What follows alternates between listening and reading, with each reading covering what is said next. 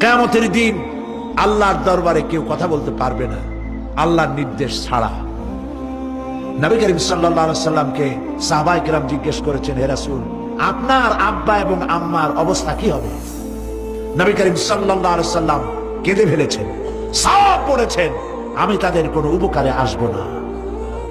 পৃথিবীর সব মানুষ, সাহাবায়ে কেরাম বাদ দেন, পৃথিবীর সমস্ত মানুষ একত্রিত হয়ে আবু তালেব রাসূলুল্লাহকে যে ভালোবেসেছেন, ওর 1000 ভাগের 1 ভাগও সারা দুনিয়ার মানুষ রাসূলুল্লাহকে ভালোবাসতে পারবে?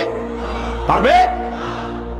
নিজের ছেলে আলীকে, আলী রাদিয়াল্লাহু তাআলা আনহুকে আলাদা বিছানায় শোয়াইয়া, ছোট্ট মানুষ হযরত আলী আলাদা জায়গায় রাখিয়া মুহাম্মদুর রাসূলুল্লাহ সাল্লাল্লাহু আলাইহি ওয়াসাল্লাম এতিম মানুষ তার কলিজার সাথে বুকের মধ্যে আশ্রয় দিয়ে আগলে রেখেছেন বুক ভরে। সেই আবু তালেব মৃত্যুর সময় নবী করিম